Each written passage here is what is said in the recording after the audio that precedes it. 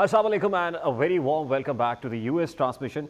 और इस आर के अंदर हमेशा खालिद साहब ने और डॉक्टर कमर चीमा साहब ने, इंटरनेशनल अफेयर्स के एक्सपर्ट हैं, उन्होंने ज्वाइन कर लिया और बुखारी साहब मेरे साथ स्टूडियोज़ में मौजूद है। सबसे पहले मैं 7 स्विंग स्टेट्स की जो सिचुएशन है, जो पेपर पे नज़र आ रही है, वो ये है कि एरिजोना में इलेक्टोरल वोट्स की तादाद 11 है। Trump 49.1%, Harris 46.5% and Trump is leading with 2.60। Georgia के अंदर टोटल 16 इलेक्टोरल वोट्स हैं। ट्रंप 48.6% और हैरिस 47.1% और Trump is leading by 1.50। Michigan के अंदर टोटल 15 इलेक्टोरल वोट्स हैं। Trump 47.1%, Harris 47.9% and Harris is leading with 0.50। Nevada जो बड़ी इंपॉर्टेंट स्टेट है, वहां पे 6 इलेक्टोरल वोट्स हैं। ट्रंप 47.9% और बड़ा नेक टू नेक यहाँ कॉम्पिटिशन है on paper. Harris 47.9% and Trump is leading with 0.60। इसी तरह नॉर्थ कैरोलिना के अंदर टोटल 16 इलेक्टोरल वोट्स हैं और Trump 48.4%, Harris 47.2%, Trump is leading with 1.20।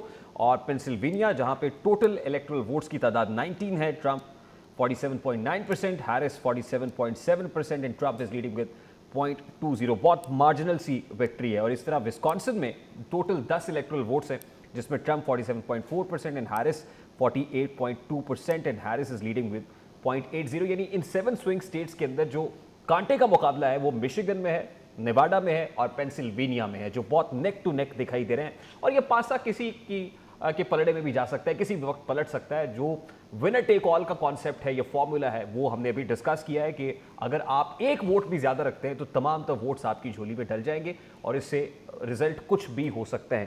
लेकिन उसके लिए इंटरेस्टिंग चीज़ ये है, क्योंकि पोलिंग का अमल जारी है, वोटिंग हो रही है, फिर काउंटिंग होगी, लेकिन उससे पहले जो एग्जिट पोल्स हैं वो आना शुरू हो जाएंगे और उसमें पता चल जाएगा कि कौन जो है वो कहाँ से लीड कर रहा है। और पर्टिकुलरली सबकी नज़रें इन 3 स्विंग स्टेट्स के ऊपर लगी हुई होंगी। तो शामिल गुफ्तगू बुखारी साहब आपकी इजाज़त से करते हैं। सबसे पहले डॉक्टर कमर चीमा साहब हमारे साथ मौजूद हैं, माहिर बैनुल अक़वामी अमूर है। डॉक्टर साहब अस्सलाम वालेकुम, मैंने वेरी वार्म वेलकम सर। जी अस्सलाम वालेकुम डॉक्टर साहब, thank you very much for joining us. ये जो अभी मैंने 7 स्विंग स्टेट्स का स्टेटस बताया है, आपको क्या लग रहा है सर, इन स्विंग स्टेट्स में जो पलड़ा है वो किसका भारी रहेगा, मतलब ट्रंप या फिर हैरिस? देखिए, ये आपने बिल्कुल सही कहा। पेंसिल्वेनिया हो, जॉर्जिया, नॉर्थ कैरोलिना और ये जो 6-7 स्टेट है, इवन विस्कॉन्सिन, नेवाडा, ये 93 इलेक्टोरल वोट्स हैं यहाँ पे। और यूएस इलेक्शंस में मेरे ख्याल है आउट ऑफ ऑल द 538 जो इलेक्टोरल कॉलेज है, 270 जिसके पास भी होंगे वो बना सकेगा। अब क्वेश्चन ये है कि ये जो 93 इलेक्टोरल वोट्स हैं, इनमें अगर आप विस्कॉन्सिन चले जाए, Wisconsin by the way Milwaukee वो जगह है जहाँ पे डोनाल्ड ट्रंप जो रिपब्लिकन नेशनल कन्वेंशन इन्होंने किया था, बिकॉज दिस इज़ यहाँ पे ये स्विंग स्टेट है और आपको पता है ये लार्जली एग्रीकल्चरल है, ये स्टेट है और यहाँ पे सारे के सारे लोग जो हैं वो किसान और इन चीज़ों में ज़्यादा हैं। सो एंड देन अब पेंसिल्वेनिया देख लें, यहाँ पे भी मेरा ख्याल है डोनाल्ड ट्रंप के ऊपर हमला हुआ था, तो ये इसकी भी 19 सीटें हैं। अब क्वेश्चन ये आता है कि नेक टू नेक कॉम्पिटिशन है और लास्ट टाइम भी जब प्रेसिडेंट बाइडेन जीते थे तो ये 2-3% से ज़्यादा वोट से नहीं जीते थे वो इन सीटों से। ये जितने भी स्विंग स्टेट्स की मैं बात कर रहा हूँ, पर्टिकुलरली आप एरिजोना को देख लें या मिशिगन को देख लें या ये जो पेंसिल्वेनिया को देख लें। सो ये नेक टू नेक कॉम्पिटिशन है अभी तक, जिसे वो कहते हैं ना, पोलस्टर्स भी कंफ्यूज हैं। टिकटॉक बड़ा इंपॉर्टेंट रोल प्ले कर रहा है। कहा जा रहा है कि तकरीबन 20% जो अमेरिकन वोटर है वो टिकटॉक से जो चीज़ें हैं उससे बड़ा इम्प्रेस है। So how things will unfold, ये ज़ाहिर बात है एक इंपॉर्टेंट क्वेश्चन तो है, लेकिन हर स्टेट के अपने अपने इश्यूज हैं और वहाँ पे वो डिस्कस होता है। फॉर एग्जांपल पेंसिल्वेनिया में इन्फ्लेशन का मसला ज़्यादा हाई है और इन चीज़ों को देखा जाता है। एरिजोना में इमिग्रेशन के कुछ चीज़ों को देखा जाता है। सो डिफरेंट स्टेट्स हैं। अब सिर्फ इंपॉर्टेंट चीज़ ये है, जिस चीज़ का मैं आपको हाईलाइट करना चाहता हूँ, कि इस वक्त तकरीबन 100 से ज़्यादा, मोर देन 100 से ज़्यादा प्री इलेक्शन लॉ सूट्स जो हैं वो ऑलरेडी फाइल हो चुके हुए हैं। बहुत सारे क्वेश्चंस हैं on voter eligibility, voter roll, जो रोल मैनेजमेंट है उसके ऊपर, जो रिपब्लिकन्स ने ये सारे के सारे लॉ सूट्स किए हुए हैं। सो इससे ये पता चलता है कि ऑलरेडी जो अमेरिकी सिस्टम है उसके ऊपर एक क्वेश्चन मार्क है। यही वजह देखें कि आज सुबह जो व्हाइट हाउस है या जितनी भी जो वाशिंगटन डीसी में सरकारी अमारात हैं उनके इर्द गिर्द बड़े बड़े बैरियर्स लगाए जा रहे हैं कि कोई ऐसी अनप्रेसिडेंटेड चीज़ ना हो जाए। अब 100 से ज़्यादा प्री इलेक्शन लॉ सूट्स हैं, एंड अबव ऑल जो चीज़ याद रखें 2020 में हुई थी कि बाइडेन साहब का जो इलेक्शन रिजल्ट है वो 7 नवंबर को अनाउंस हुआ था। सो 5 को पोलिंग होती है, 7 को जो है वो चीज़ें बताई जाती हैं। सो हर दफ़ा ही ऐसे होता है, कुछ ना कुछ मसले मसाइल रहते हैं, लेकिन ये जो ट्रस्ट है सिस्टम के ऊपर, वो उसके ऊपर बड़ा क्वेश्चन मार्क लगा हुआ है। देन अमरीकी अदारों के ऊपर क्वेश्चन मार्क लगा हुआ है। नेक टू नेक कंपटीशन होने की वजह से मीडिया, हर अदारा जो है वो बड़ा एक्टिव है। और देन आपको पता है कि अमेरिका के अंदर डिफरेंट टाइम जोन्स हैं। अब ईस्टर्न कोस्ट में पहले इलेक्शन शुरू हो गए थे, वेस्ट कोस्ट में लेट शुरू हो गए हैं। तो ईस्टर्न कोस्ट में जब इलेक्शन शुरू हो गए हैं तो रिजल्ट जल्दी आना शुरू हो जाएंगे, वेस्ट कोस्ट वाले लेट आना होंगे, मिड वेस्ट की और पोजीशन होगी। सो डिफरेंट सिनेरियोज हैं। इन सारी चीज़ों को साथ लेके एक क्लियर रिजल्ट का आना मुश्किल काम है। सो लास्ट टाइम भी ये हुआ था कि जब 7 नवंबर को बाइडेन का रिजल्ट आया था तो वो भी पेंसिल्वेनिया में जब चीज़ें क्लियर हुई थी, क्योंकि जैसे हम पहले बात कर रहे थे पेंसिल्वेनिया की तकरीबन 19 सीटें हैं, तो तब जाके पता चला था कि बाइडेन जीते हैं। सो बहुत सारे फैक्टर हैं, कोई एक फैक्टर नहीं है। हर स्टेट के अपने मसाइल हैं, मीडिया के इश्यूज हैं, ट्रम्प की जो कैंपेन के डिफरेंट स्लोगन है। लेकिन मुझे खतरा ये नज़र आ रहा है कि इन केस अगर कोई ऐसी चीज़ होती है जिसमें हम ये कहें कि ट्रम्प लूज करते हैं, तो लोग एक बड़ी तादाद में कि सिस्टम पे क्वेश्चन मार्क ना लगा दें, इलेक्शन ना माना जाए, तो एक नई तस्वीर हमारे सामने आएगी। बहरहाल अभी तो जितनी, जिसे वो कहते हैं मुंह उतनी बातें हैं। वेरी लेकिन इंटरेस्टिंग। डॉक्टर कमर चीमा साहब, जरा शाह खालिद साहब को भी शामिल गुफ्तगू करते हैं। शाह खालिद साहब, अस्सलाम वालेकुम and thank you very much for joining us. ये जो कमर चीमा साहब ने नुकता रेस किया है बड़ा इंपॉर्टेंट है कि जितनी सिक्योरिटीज़ है इस वक्त, और ज़ाहिर है रिपब्लिकन्स भी इनसिक्योर है और सिस्टम भी खासी हद तक इनसिक्योर होगा, लेकिन ये जो प्रोसेस है ज़ाहिर है it will take time. How long will it take to compile results, और आप किस तरह से देख रहे हैं कि कंपाइलेशन ऑफ रिजल्ट्स और फिर रिजल्ट्स जिस तरीके से कंपाइल होने हैं, सिस्टम के ऊपर एक ब्रीच ऑफ ट्रस्ट भी, मिसट्रस्ट भी है, तो वो चीज़ें कितने आप समझते हैं कि मैनिपुलेट हो सकती हैं, कितना मार्जिन है मैनिपुलेशन का?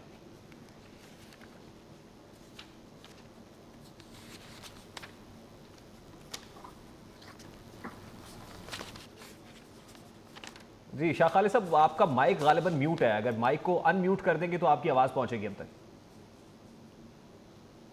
देखिए, सबसे पहले तो आपका बहुत बहुत शुक्रिया और वालेकुम अस्सलाम।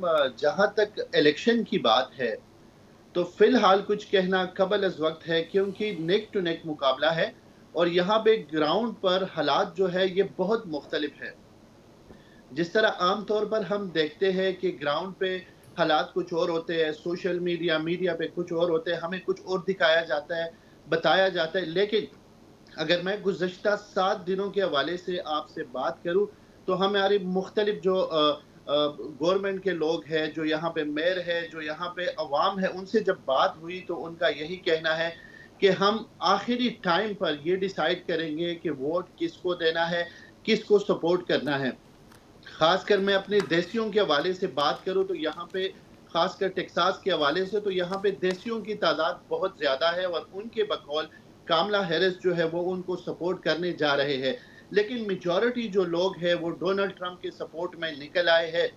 यहाँ पे रोज़ाना की बुनियाद पर उनके हक में जो है वो आप किस स्टेट की बात कर रहे हैं सर, कहाँ हैं आप इस वक्त? जी, इस वक्त मैं टेक्सास में मौजूद हूँ और ख़ास तौर पर ये टेक्सास है, यहाँ पे लुजियाना है, इवन मुख्तलिफ जो स्टेट्स हैं उनके हवाले से मैं बात कर रहा हूँ। ठीक है, यानी आपको लग रहा है यहाँ पे मेजॉरिटी ट्रंप की है, और आपने जो बड़ा इंपॉर्टेंट एक पॉइंट रेस किया है वो ये है कि भी बहुत से वोटर्स ऐसे हैं जिन्होंने भी डिसाइड ही नहीं किया है, यानी अभी तक वो अब इस मखमसे में है कि वोट किसको डालना है। तो कौन सा फैक्टर होगा, मतलब या किस बात का इंतजार किया जा रहा है कि कौन आए, कौन उनको मोबिलाइज करे या इन्फ्लुएंस करे तो वो वोट उस तरफ डालें? देखिए, आमतौर पर हमारे तरफ ये देखा जाता है कि हम पहले से डिसाइड करते हैं कि हमने वोट किसको देना है और सपोर्ट किसको करना है। यहाँ पे ग्राउंड में हालात डिफरेंट है। अब भी जब मैं ऑफिस की तरफ आ रहा था तो जो हमारे दोस्त है उनसे जब बात हुई तो अभी तक उन्होंने डिसाइड नहीं किया था, क्योंकि वो पॉलिसीज देखते हैं। हम ये नहीं देखते कि भाई कौन मुल्क के लिए बेहतर है और कौन नहीं। हम तो बस माइंड में बनाओ एक बात बिठा देते हैं और डिसाइड करते हैं कि हमने इस पार्टी को, इस बंदे को सपोर्ट करना है। यहाँ पे हालात जो है वो बिल्कुल ही टोटली मुख्तलिफ है। यहाँ पे पॉलिसीज देखी जाती है कि ये बंदा, इनके ये कारनामे हैं, माजी में इन्होंने ये काम किए हैं नहीं, और लेकिन आइंदा शाह खालिद साहब, अब तो देखिए प्राइमरी से ये जो प्रोसेस शुरू हुआ है, अप्रैल से शुरू हुआ है, अब हम नवंबर में पहुंच गए हैं, फिर प्रेसिडेंशियल डिबेट्स भी हो गई हैं, मुज़ाकरे हुए हैं, सेमिनार्स हो गए हैं, तो अभी भी आई मीन पॉलिसीज तो अनवेल हो गई हैं दोनों तरफ की, तो क्या अभी भी इंतजार कर रहे हैं?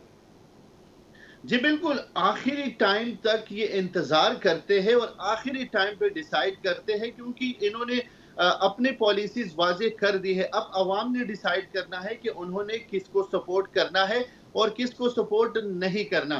खासकर हमारे देसी जो लोग हैं उनके बकौल के डोनाल्ड, जो कारोबारी लोग हैं वो डोनाल्ड ट्रंप को सपोर्ट करेंगे। उसकी बुनियादी वजह यह है कि बाइडेन के दौर में बिजनेस काफी हद तक मुतासिर हो चुका था और अब उन्होंने डिसाइड किया है कि वो डोनाल्ड ट्रंप को वोट देंगे, उनको सपोर्ट देंगे, क्योंकि उनके टाइम पे अमेरिका में बिजनेस जो है ये बहुत आगे निकल गया था, जो कि बाइडेन के दौर में बिजनेस जो है ये काफी नीचे आ गया था। जबकि दूसरी जानिब अगर देखा जाए तो कमला हारिस के हवाले से आम तौर पर यह तासुर पाया जाता है कि जो हमारी कम्युनिटी के लोग हैं ये उनको सपोर्ट करने के लिए, और कुछ दिन पहले उन्होंने ये ऐलान भी किया था कि अगर मैं सदर बन गई तो जो लोग यहाँ पे इलीगल है, जिनके अभी केस में चल रहे हैं, वो उनको सपोर्ट करेगी और उनको एक ऐसा कार्ड जो है वो जारी करेगी जिसके तहत वो अपने मुल्क, सिर्फ अपने मुल्क आ जा सकेंगे, उनको ना ग्रीन कार्ड लेकिन ना ये देंगे, बड़ा ना इंपॉर्टेंट उनको फैक्टर है, इमिग्रेंट्स का वोट है सर। इमिग्रेंट्स जो है वहाँ पे जाहिर है उनका एक वोट बैंक है, और कैमिला जो है इमिग्रेंट्स के हवाले से जो पॉलिसी दे रही है वो बड़ी क्लियर और बड़ी फेवरेबल है। और ऑन कॉन्ट्रेरी टू दिस, जो डोनाल्ड ट्रंप कह रहे हैं वो तो बिल्कुल इमिग्रेंट्स के बहुत खिलाफ नजर आते हैं कि इनको निकाल बाहर करेंगे। तो ये कितना बड़ा फैक्टर होने जा रहा है as far as polling is concern? फिर वही बात कि जो बिजनेस से रिलेटेड लोग हैं वो आज भी डोनाल्ड ट्रंप को सपोर्ट कर रहे हैं, क्योंकि वो अपने मुल्क में स्टेबिलिटी लाने के लिए मुख्तलिफ स्टेप जो है वो आजमाते हैं और वो लास्ट टाइम उनमें कामयाब भी हो गए थे। तो जो हमारे लोग हैं, वो जो बिजनेस से रिलेटेड लोग हैं, वो आज भी डोनाल्ड ट्रंप को सपोर्ट कर रहे हैं। जो दीगर लोग हैं वो ये कह रहे हैं कि डोनाल्ड ट्रंप ने हमेशा जो इमिग्रेंट्स है उनके साथ उन्होंने अच्छा नहीं किया है और हमेशा उनको डिस्ग्रेस किया है, लिहाजा हम इस दफा कमला हैरिस को जो है वो वोट देंगे, क्योंकि उन्होंने कोशिश की थी 2016 में भी, लेकिन 2016 में वो नाकाम रहे थे और हिलरी क्लिंटन हार गई थी, जबकि डोनाल्ड ट्रंप जो है वो जीत गए थे। लेकिन बज़ाहिर अब यही लग रहा है नेक मुकाबला है, दोनों ने पॉलिसी जो है वाज़ेह कर दी है। जो न्यूट्रल लोग हैं वो डिसाइड करेंगे कि सदर किसने बनना है। अब जो डोनाल्ड ट्रंप के सपोर्टर है उन्होंने ऑलरेडी डिसाइड किया है कि उन्होंने वोट देना है डोनाल्ड ट्रंप को। जो दूसरी पार्टी है उन्होंने डिसाइड करना है कि वोट देना है कामला। आप स्विंग वोटर्स की बात कर रहे हैं कि वो स्विंग वोटर्स असल में किस तरफ जाते हैं ऑन पैरेलल। ये स्विंग स्टेट्स में तो है, लेकिन बहुत सारी स्टेट्स के अंदर आप ये कह रहे हैं कि अभी भी स्विंग वोटर्स बड़ी तादाद के अंदर मौजूद है। बुखारी साहब, ये जो बात ये कर रहे हैं और उससे पहले हमारे पैनलिस्ट कर रहे थे, इकोनॉमी बड़ी इंपॉर्टेंट है, इन्फ्लेशनरी प्रेशर बहुत ज़्यादा है कॉमनर्स के ऊपर अमेरिका के अंदर भी, और वहाँ पे इंटरेस्ट रेट्स की बात की जाती है, पॉलिसी रेट्स की बात की जाती है, और लगता ही है, और फिर ट्रंप जो है वो क्रिटिसाइज करते रहे कैमला को इस बात के ऊपर कि आप तो इकोनॉमी जानती नहीं है, और आपका तो लॉ बैकग्राउंड है, लॉ फ्रेटर्निटी से अटॉर्नी चल रही है जो भी, और उस पर हमने देखा है कि उनकी वीकनेस है इकोनॉमी। तो आपको क्या लगता है बुखारी साहब, कितना कैपिटलाइज कर पाएंगे ट्रंप और लोगों को इन्फ्लुएंस कर पाएंगे कि I am the man who can make America great? देखिए, पहली बात तो यह है कि मुझे ये सुन के ज़रा हैरत हुई है कि बाकी की स्टेट्स में भी कुछ लोग ऐसे हैं जिन्होंने अभी तक फैसला नहीं किया कि वो वोट किसको देंगे। मेरा ख्याल ये था कि इस वक्त वो स्टेज आ गई है जब सारा फोकस जो है उन 7 स्विंग स्टेट्स पर है, क्योंकि अगर आप देखें उठा के उसकी पूरी लिस्ट को, तो इसमें कुछ 4 ऐसे रियासतें हैं जहाँ पर मेजर वोट है, यानी कैलिफोर्निया में 54 है, फ्लोरिडा में 30 है, न्यूयॉर्क में 28 है और टेक्सास में 40 है। तो एक तो ये, दूसरी बात ये कि बिल्कुल ठीक है कि बिज़नेस कम्युनिटी जो है वो यकीनी तौर पे ट्रंप को ज़्यादा प्रेफरेंस करेगी, लेकिन जो ट्रंप के लिए सबसे बड़ा झटका लगेगा वो है इमिग्रेंट्स का वोट। यानी कल भी उन्होंने फोकस किया वहाँ अरब अमेरिकन जो है उनको एड्रेस किया, लेकिन उनकी जो पॉलिसी थी कि अमेरिका सिर्फ अमेरिकन का है और वाइट अमेरिकन का है, और यहाँ पर बाहर के लोग जो हैं उनके लिए कोई गुंजाइश नहीं है। धड़ल्ले से वो कहते रहे कि मैं इनको यहाँ से निकाल के बाहर फेंक दूंगा और बॉर्डर सील कर दूंगा, किसी को आने नहीं दूंगा। तो ये पॉलिसी जो है यकीनी तौर पर उनके लिए धचका होगी, इसलिए कि एक बड़ी तादाद वहाँ जो अमेरिकन की है ऐसी है जो दीगर मुल्कों से जिनका ताल्लुक यानी अरब अमेरिकन हैं, एशियन अमेरिकन हैं वगैरह वगैरह। तो ये एक उनके लिए नेगेटिव धचका ज़रूर होगा, उनके वोट में इसका फ़र्क पड़ेगा।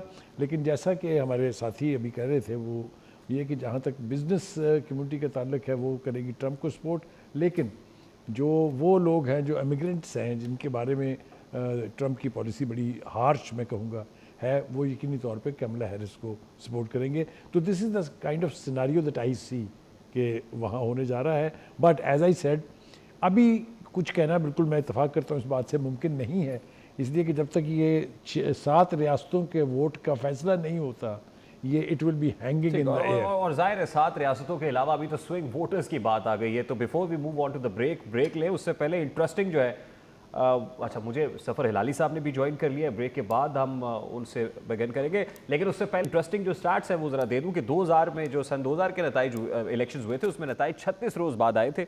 2016 और 2020 में इंतखाबात के दिन ही नताइज सामने आ गए थे। इलेक्टोरल कॉलेज मकबूल वोट को तकरीबन गैर मुतल्लिका बना देता है और 1876 के इंतखाबात का फैसला एक इलेक्टोरल वोट पर हुआ था, एक वोट के ऊपर। 1800 के इंतखाबात के नताइज टाई हुए थे और कांग्रेस ने थॉमस जेफरसन को अमेरिका का सदर नामजद किया था और 2000 में टर्नआउट 54.2% था, 2004 में 60.1% था, 2008 में टर्नआउट 61.6% था, 2012 में ये टर्नआउट 58.6% था। तो इंटरेस्टिंगली देखना ही होगा कि टर्नआउट क्या रहता है और फिर जो डायनामिक्स है इलेक्शन की वो बड़ी इंपॉर्टेंट है और फिर how long does it take to compile results. तो अभी ये मुमकिन नहीं है अभी सर्कमस्टांसेस को देखते हुए कि आज ही जैसे या जब कल वोटिंग खत्म होगी तो फौरी तौर पर रिजल्ट्स आना शुरू हो जाएंगे। हाँ, एग्जिट पोल्स के अंदर ज़रूर एक पल्स पता चल जाएगी कि वेव क्या है। ब्रेक लेते हैं, let's take a very quick short break. Break के बाद आएंगे जफर हिलाली साहब से बात करेंगे। ब्रेक लेते हैं।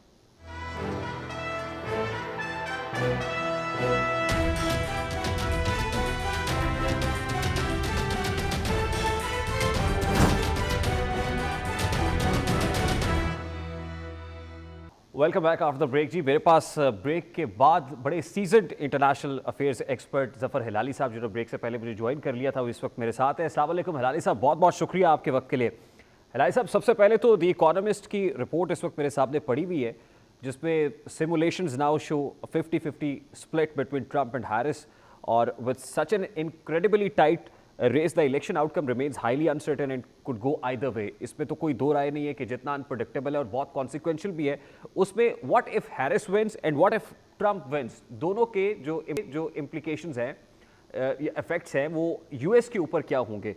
मतलब अगर ये बात दुरुस्त है, आप देख रहे हैं कि अगर कमला हैरिस जीतती हैं तो स्टेटस को तो जाहिर है बरकरार रहने की और की पॉलिसीज़ जो हैं वो स्टेबल रहने के इम्कानात हैं। लेकिन as far as economy is concern तो कहते हैं कि जो डॉलर है वो वीक होगा, लेकिन ट्रंप अगर आते हैं तो उससे जो स्टॉक मार्केट में जो इन्फ्लोज हैं, कैपिटल इन्फ्लोज हैं वो भी बढ़ेंगे, एनर्जी सेक्टर बूस्ट कर सकता है, डॉलर स्ट्रांग हो सकता है। तो इस तरह का कंपैरिजन है। आप भी ऐसे ही रिजल्ट्स देखते हैं नताइज की सूरत में? देखिए, ट्रंप जो है he is in favour of big business, तो वो उनको टैक्स कट्स करेगा, कॉर्पोरेट टैक्स 20% कम करेगा, वो कहता है 15 या 20% से कट करेगा। 31-35% है वो, पता नहीं, कहता है 20% तक ले आएगा। तो इसका माने है कि अगर टैक्स इस किस्म के कट हो रहे हैं और बिग रिच पे भी टैक्स कट मिलेगा, इसलिए वो खुद बड़ा अमीर आदमी है।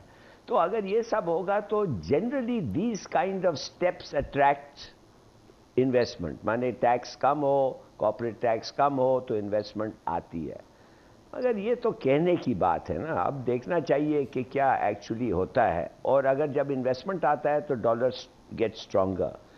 हैरिस जो है वो तो कह रही है कि इंफ्रास्ट्रक्चर पे ज़्यादा खर्चना चाहिए और बहुत कमज़ोर हो गया अमेरिकन इंफ्रास्ट्रक्चर, और बिल्कुल सही बात है, बहुत ही कमज़ोर हो गया। बल्कि मजाक में लोग कहते हैं it is now becoming a very big and rich third world state. इतना बुरा है compare to China for instance. मगर और भी बहुत सारी चीज़ें हैं जी। ये क्या किस इकॉनमी को कॉन्फिडेंस पे होता है, क्या ये अमीर आदमियों को मदद करना, is this the only way where you can restore confidence and invite investment? मुझे नहीं पता, मगर ये बात ज़रूर है कि उनका एक का आउटलुक ज़्यादा मिडिल क्लासेस एंड क्लासेस, और दूसरा का जो है it's on the rich and the corporations and the tax cut for the rich. But Hilali Sahab, don't you think कि economy at this point in time is some of the pivotal points के जो voters जो हैं American voters उनको attract करेगी, क्योंकि जो commoners हैं वो भी inflationary pressure के अंदर अपने आप को बड़ा ऐसा महसूस कर रहे हैं कि जहाँ घुटन ज़्यादा माहौल है, and this will be a breather कि अगर कुछ change आता है तो commoner के लिए एक breather होगा. मैं तो समझता हूँ कि डेमोक्रेटिक का कंसंट्रेशन जो है on the larger group of people, मिसाल के तौर पे विमेन के ऊपर और उनके लिए कोई कंसेशंस जो है वो बड़ा ज़रूरी है. There are more women than men in the United States, तो एक वोटिंग फैक्टर भी इसमें है. और औरतें जो हैं कामला के लिए वोट करेंगे, हैरिस के लिए वोट करेंगे. ब्लैक्स जो है उन पे भी इस चीज़ों का असर होता है, कितने सब्सिडीज़ होते हैं, कितने टैक्स उनके लिए कम होता है. ये तो नहीं है कि अमीर आदमी के लिए आप टैक्स कम करें और गरीब पे वही रखें या बढ़ा भी दें. Then there is youth, then there are the Latinos. देखिए, these are the disadvantage people. Latinos को तो ट्रंप कहता है गार्बेज, जो गार्बेज है वो कहता है हैरिस का. तो कहने की बात यह है कि these are all facts, things that will impact on America और ऑन द इकॉनमी. मुझे इतना इकॉनमी का नहीं पता है कि ये किस किस्म का इम्पैक्ट होगा, मगर ये मैं ज़रूर करता हूँ द मेजॉरिटी ऑफ पीपल जो है वो ट्रंप के ये नहीं है. They are not Trump targets. Trump के टारगेट्स है rich corporations and rich people income tax. And how do you see the global impact sir? ये तो हो गया ना यूएस के ऊपर इम्पैक्ट, ग्लोबल इम्पैक्ट क्या होगा? क्योंकि मिडल ईस्ट बहुत हॉट एरिया, बड़ा इंपॉर्टेंट एरिया है. फिर यूक्रेन रशिया वॉर, अगर इस कॉन्फ्लिक्ट को देखें तो बहुत ज़्यादा इंपॉर्टेंट है. फिर सम हाउ और दी अदर हम तो सब कॉन्टिनेंट को भी देखते हैं कि कितना इंपॉर्टेंट है और कितना इम्पैक्टफुल होगा. तो अगर हम शुरू करें मिडल ईस्ट से, तो मिडल ईस्ट के अंदर इस वक्त जो कॉन्फ्लिक्ट जारी है, आपको क्या लगता है अगर डेमोक्रेट्स ही जीतते हैं या हैरिस आती है तो क्या कोई चेंज आ सकेगी, कोई तब्दीली आ सकेगी? आप देखिए, as far as the Middle East is concern, ये 19-20 का फ़र्क है और उससे ज़्यादा फ़र्क नहीं होगा. बाइडन तो अपने आप को बता दिया है, बाइडन हैरिस ने बता दिया है कि वे दे स्टैंड वीज़ावी जावा पैलेस्टाइन. उनको तो मुसलमानों का परवाह नहीं है, बल्कि उन्होंने एक मैस मर्डरर को ना सिर्फ हथियार दिए, पैसे दिए और हर चीज़ दिया है. ये जो है ये भी देगा उसको जितना उन्होंने दिया है. मगर ये क्या, अब मैं आपको क्या बताता हूँ, अभी तक पता नहीं है हाउ ही विल रिएक्ट. कहता है कि मैं बैन करूंगा मुस्लिम्स को, मैं बैन करूंगा ये वो, उनको आने नहीं दूंगा. देखिए, ये दोनों जो है, जैसे मैंने आपको कहा है, जब जिधर तक इजराइल है regarding their obligation to the Jews who finance them, उनके कैंपेन्स को वो फाइनेंस करते हैं, उनके हर चीज़ को वो फाइनेंस करते हैं. इजराइल तो वो कहते हैं कि it's the tail which wags the dog. तो फिर अगर ये है तो इतना ज़्यादा फ़र्क नहीं होगा.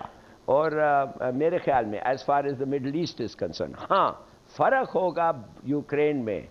ये ट्रंप जो है ये समझता है कि यूक्रेन में बाइडन हैज़ मिसकैलकुलेटेड, पुतिन इसका खासा जानने वाला है. Together they once staged the Miss Universe contest in Moscow, Miss World contest.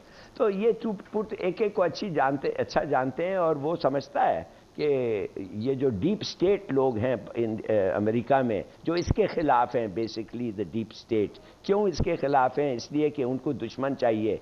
चीन उनका दुश्मन है. ये तो वैसे ये भी बना लेगा चीन को दुश्मन, इसलिए ये उन पे तो टैक्सेस लगाएगा, ड्यूटीज़ लगाएगा. और बाय द वे इंसिडेंटली जो मुल्क अगर बड़े ट्रेडिंग पार्टनर्स हैं चाइना से, उन पे भी शायद कुछ ड्यूटीज़ लगे. हम मिसाल के तौर पे अगर हम ये कॉरिडोर्स बनाएं फ्रॉम चाइना टू ग्वादर और जो सीपैक और ये वो, अगर उसको ऐसा लगे कि हम भी चाइना को मदद कर रहे हैं, तो आप देखेंगे ये आदमी हमारे पे भी ड्यूटीज़ और टैक्सेस और सैंक्शंस और पता नहीं क्या क्या लग सकते हैं. इसलिए इन्होंने फैसला कर लिया है, चीन इनका सबसे बड़ा दुश्मन है और होगा. ठीक, वेरी इंटरेस्टिंग. जफर हिलाली साहब, डॉक्टर कमर चीमा साहब हाउ आर दी अदर, अपने इलेक्टोरल नैरेटिव्स के अंदर, अपनी कैंपेन्स में Trump seems to be very pro Muslims, और वो तो कैमिला को और उनकी कैबिनेट को अभी से ही, जो मुमकिन कैबिनेट होगी, उसको तनकीद का निशाना उन्होंने बनाना शुरू कर दिया कि ये तो कत्लेआम करेंगे। तो आपको क्या लगता है, how US Muslims will respond to it? क्या वो वाकई मोबिलाइज होंगे इस नारे के ऊपर और ट्रंप की फेवर में वोट करेंगे? देखिए, यूएस मुस्लिम्स जो हैं उनका 1 से 2% वोट है, तो वो बस एक एज ए ग्रुप के तौर पे अगर वो सामने आते हैं तो ठीक है। लेकिन क्वेश्चन ये है कि ट्रंप हो या कैमला हैरिस हो, दोनों की क्या पोजीशन में क्या फंडामेंटल तब्दीली आ सकती है मिडल ईस्ट के हवाले से। जो ट्रंप ने, आपको पता है कि कैपिटल चेंज किया है इसराइल के अंदर, उसका son in law Jared Kushner जो है, he has been very influential. आपको पता है अरब वर्ल्ड बड़ी परेशान नजर आई जब अब्राहम अकॉर्ड हुआ, जब यूएई और कुछ और ममालिक ने इसराइल के साथ ताल्लुकात को नॉर्मलाइज किए। सो वो ट्रंप क्या कर सकता है? क्या ट्रंप कोई ब्रेक थ्रू ऐसा करवा सकता है? ये एक बड़ा क्वेश्चन है। क्या जंग बंद करवा सकता है? ये एक बड़ा क्वेश्चन है। क्या इसराइल को कन्विंस कर सकता है कि आप जो है वो मिडिल ईस्टर्न ममालिक के साथ ताल्लुकात को नॉर्मलाइज करें और फ़लस्तीन को ये 2 स्टेट सोल्यूशन की बात करें? सो ये बहुत सारे फैक्टर हैं इसमें, ये बाद में देखी जाने वाली चीज़ें हैं। अभी तो नज़र आ रहा है मुस्लिम्स को जी के बाइडन ने और डेमोक्रेट्स ने बड़ा टफ टाइम दिया है मुसलमानों को। 42,000 के करीब मुसलमान शहीद हुए हैं। तो जारी बात है, बुरा लगता है सबको, और not just Muslims, even the liberals and सारी की सारी जो लेफ्ट विंग है अमेरिका के अंदर, वो भी इसी चीज़ को महसूस कर रही है कि ये बड़ी, हमने अपनी ही वैल्यूज़ को कॉम्प्रोमाइज किया for the sake of having a friendship with Israel. लेकिन मेरा नहीं ख्याल कि ट्रंप कोई नई फार्मूला या सोल्यूशन लेके आएंगे। आपको याद होगा अभी जब ट्रंप एज ए कैंडिडेट ये सेकेंड टाइम ये कर रहे हैं, लड़ रहे हैं, तो बीबी नेतन्याहू जाके ट्रंप को मारा लागो उधर मिल के आए हैं उनके घर में। So we have to understand कि कोई बहुत बड़ी तब्दीली नहीं है, लेकिन फॉर अ मोमेंट मुसलमानों के अंदर गुस्सा तो हो सकता है, वो ट्रंप को जो है वो वोट डाल दे। लेकिन I will go back to a question you are asking an ambassador साहब, उसमें 2-3 पॉइंट मैं इंपॉर्टेंट बस रेज करना चाहूंगा। देखिए, ट्रंप जो है ना, he is not pro globalization and pro immigration. उस क्वेश्चन ये है कि he can reverse globalization and he can reverse the entire immigration and migration की जो चीज़ें हैं। फॉर एग्जांपल, ये जो इकोनॉमिक प्रोटेक्शनिज्म है, इसका जैसे अम्बेसडर साहब कह रहे थे, ये सबसे इंपॉर्टेंट चीज़ है। वो पाकिस्तान के ऊपर भी इस एंगल को देख सकता है कि हम पाकिस्तान जी, हमारा सबसे ज़्यादा एक्सपोर्ट्स अमेरिका को जाती हैं और ये चाइना के करीब है, उसकी नज़र अगर इस पे पड़ जाती है तो that could be problematic as well हमारे लिए भी। सो ये जो इकोनॉमिक प्रोटेक्शनिज्म, उसका बहुत बड़ा इशू है, क्योंकि वो चाहता है कि पैसा कमाया जाए, वो नहीं चाहता पैसा लगाया जाए। डेमोक्रेट्स तो पैसे का आउटफ्लो करते हैं ना, और वो समझते हैं कि हमारा एक ग्लोबल आउटरीच बहुत ज्यादा हो गई है। और तासुर ये है कि शायद यूएस मैसेज जो अवाम है वो भी इस वक्त यही चाहते हैं। हिलाली साहब का कोई कमेंट होगा? मैं ब्रेक पर तो जाऊंगा, लेकिन उससे पहले जरा हिलाली साहब की तरफ आता हूँ। हिलाली साहब, ये जो मामला है अरब इजराइल वॉर वाला, तो the solution that Trump already has is वो जैरेड कुशनर की वसातत से जो अब्राहम अकॉर्ड्स कर रहा था, तो लगता तो ये है कि उसकी कॉन्टिन्यूएशन होती है इफ ट्रंप कम्स अगेन। तो वो जैरेड कुशनर के जरिए से अब्राहम अकॉर्ड्स करता है और उसके जरिए से अरब इजराइल जो कॉन्फ्लिक्ट है उसको नॉर्मलाइज करने की तरफ जाता है, और या वो उनको क्लोज लेके आता है, कुर्बतें बढ़ाते हैं। तो आपको क्या लगता है कि ये this can be reckon as a solution? Now the situation has totally changed in the Middle East. कोई मुल्क की हिम्मत नहीं होगी कि इजराइल के साथ हाथ बढ़ाए और हाथ मिलाए, माने कोई मुसलमान मुल्क की हिम्मत नहीं होगी ऐसी चीज के। जो हुआ है गाजा में, उसके बाद मेरे ख्याल में earn the odium of the whole Muslim ummah, number 1। दूसरी बात यह है, फैक्टर्स हैव चेंज्ड। अब सऊदी अरेबिया भी देखिए वो कह रहा है, देखिए इस जंग के पहले there were a lot of people who are not bothered about whether Palestine became a separate state. इसीलिए तो कुछ यूएन में 7-10 साल से इस मामले में तो कुछ हुआ नहीं है, मगर अब सब इंसिस्ट करते हैं। मुसलमान स्टेट, सऊदी अरेबिया भी इंसिस्ट कर रहा है, वो कह रहा है नहीं इनको दो अब इनकी हुकूमत, फिर हम तुम्हारे से बात करेंगे। Now I think it has changed completely. Trump जो है मेरे ख्याल में और मुसलमानों मुल्क में प्रेशर डाल के, क्या प्रेशर, देखिए इन्होंने जो they have sat next to a country which is being raped, pillage, genocide. तो इंटरनेशनल क्रिमिनल कोर्ट ने कहा इज अ मैस मर्डरर। तो अब आप बताएं, मैस मर्डरर के खिलाफ आप उसके साथ मिलके कुछ करेंगे? और खुद Israeli army, it is not winning. 10 से 12% उनका डिफेक्शन रेट है। ठीक। ये जो फौज है, लाइक साहब, things have changed and changed quite drastically. I'm being pushed to take a break, sir. मुझे एक बड़ी क्विक ब्रेक लेने का ब्रेक, और ब्रेक के बाद वापस आते हैं.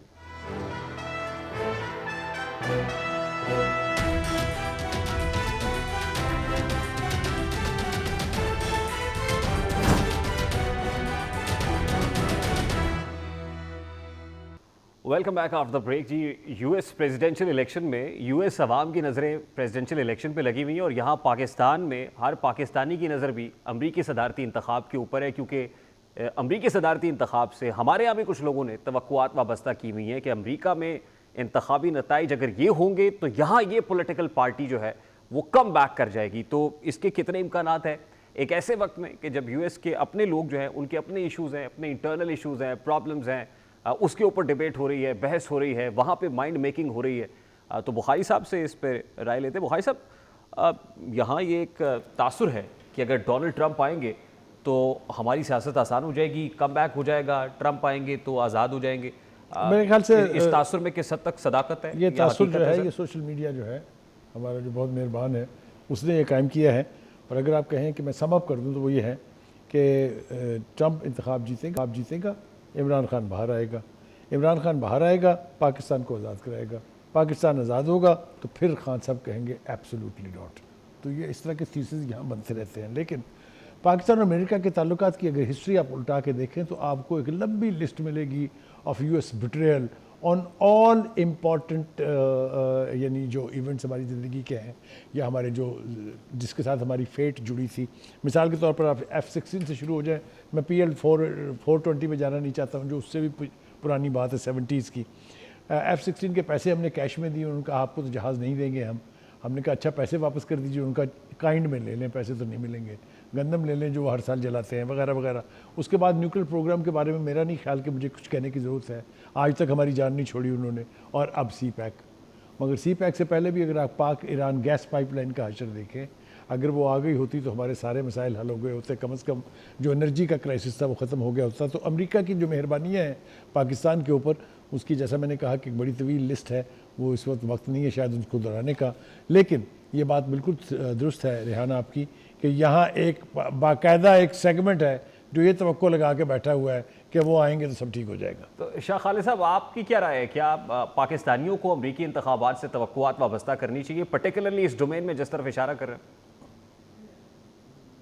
देखिए, यहाँ पे अब दोबारा दो ही बातें जिस तरह इन्होंने बात की कि एक तो सोशल मीडिया पे उनका यही है कि डोनाल्ड ट्रंप जैसे इंतखाबात जीत जाएंगे पाकिस्तान में हुकूमत भी चेंज होगी, पीटीआई की गवर्नमेंट आएगी और फिर इमरान खान जो है वो बाहर आएगा. लेकिन बज़ाहिर ये मुश्किल लग रहा है क्योंकि अमेरिका ने अपनी पॉलिसी के तहत जो है ये चलना है, चाहे डोनाल्ड ट्रंप जीते या कोई और, होना वही है जो पहले से डिसाइड है. इन्होंने मुसलमानों के खिलाफ कोई खातिर खा उनके हक में कोई काम नहीं करना, ना पाकिस्तान के हवाले से. जो पहले से डिसाइड है इन्होंने वही करना है. उनसे ना आगे जाना है ना पीछे जाना है. लेकिन बज़ाहिर अब ये बहुत मुश्किल है कबल अज़ वक्त कहना कि डोनाल्ड ट्रंप जो है ये जीत जाएंगे, क्योंकि अभी कांटे का मुकाबला है, नेक टू नेक मुकाबला है. और ये 2 दिनों तक पता चल जाएगा कि नया सदर जो है ये कौन होगा. जिस तरह मैं पहले बता चुका हूँ कि ये 2016 में ट्राई कर चुके थे कि एक खातून जो है ये सदर बने, लेकिन वो नहीं बन पाई. अब जो यहाँ के लोग हैं वो ये तवक्को रखते हैं कि इस बार अगर डोनाल्ड ट्रंप को ये शिकस्त दे देते हैं और वो कामला जो है ये जीत जाती है तो इससे जो इमिग्रेंट है उनको बहुत फ़ायदा होगा. लेकिन यहाँ के मकामी लोग और जो बिजनेस कम्युनिटी है, मैं बार बार यही जिक्र कर रहा हूँ, वो ये तवक्को रखते हैं कि डोनाल्ड ट्रंप जो है ये आराम से जीत जाएंगे, क्योंकि डोनाल्ड ट्रंप के वक्त में जो यहाँ के हालात थे, महंगाई. अच्छा, यहाँ के हालात के ऊपर उसके ग्लोबल इम्पैक्ट्स पे तो शाह खालिद साहब ने बात की. मैं चाहता हूँ ज़फ़र हिलाली साहब का कमेंट भी इस पे ले लें कि पाकिस्तान पे इसके क्या इम्पैक्ट्स और इम्प्लीकेशंस होंगे. इस पे 2 बड़े क्वेश्चन मार्क्स हैं कि पहले तो या अगर मगर तो है कि डोनाल्ड ट्रंप जीतेंगे, पहले तो जीतना बड़ी बात है, फिर जीतेंगे तो फिर क्या उसके इम्प्लीकेशंस ऐसे ही होंगे जैसे जिन तासुरात का इजहार यहाँ किया जा रहा है. तो ज़फ़र हिलाली साहब, योर कोई कमेंट ऑन दिस सर? सीधी बात यह है कि उनका काम ये होगा कि हमें चीन से दूर रखें, ईरान से दूर रखें, रूस से दूर रखें.